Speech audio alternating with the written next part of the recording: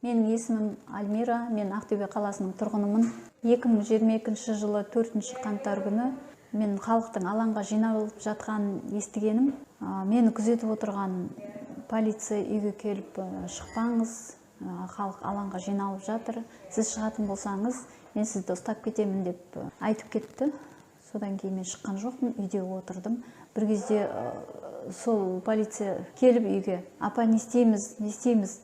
Ақтау жақта полиция халық жағына шығып жатқан көрінеді деп маған келіп қобалжып айтты. Сосын мен айттым, таста формаңды, кеттік, митингке барамыз деп. Ойбай апай, сотталып кетем ғой. Мен кеттім деді. Кетсең кет ендеше, мен де кеттім онда митингке дедім. Содан жиналып алып, жүгіріп жолға шығып, такси тоқтатсам, таксидегі адамдар да сол митингке бара жатыр екен.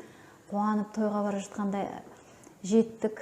Алаңға барсақ халық жиналған, көп адам жиналған екен. Біздің белсенділердің арманы сол халық жиналып, конституциялық құқығымызды қашан жеткізер екенбіз. Қашан әр адам саяси сауатты болып, өзінің демократиялық елде тұрып жатқанын мойындап, осылай өзінің ойын жеткізіп айта алса екен деген арманымыз болып еді. Сол арманымызға жеттік деп қуандым. Сол жерде өте толқу болды. Халықтың жиналып, әнұран айтып, тойға жиналғандай болып тұрғанын көрдім. Сондай жақсы көріністер ойымда қалды. Бесі күні алаңнан кетіп, мен обедке бара жатқанымда жолда жол апаты болған. Сол жерге полицияны шақыра алмай жатты.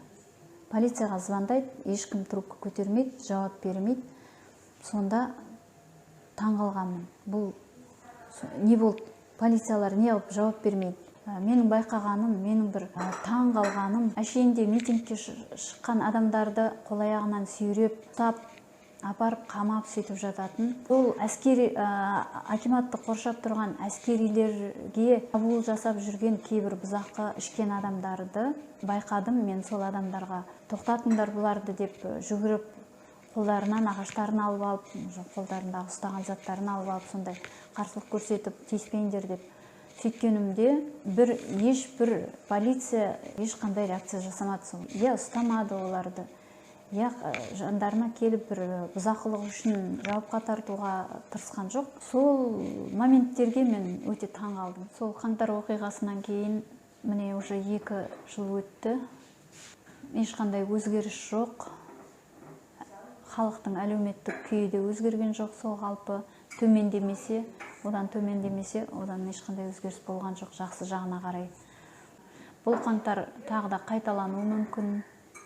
Өйткені өзгеріс жоқ. Халықтың жағдайы, әлеуметтік жағдайы, Тоқаевтың құрып отырған жаңа Қазақстанын көріп жатқан жоқпыз.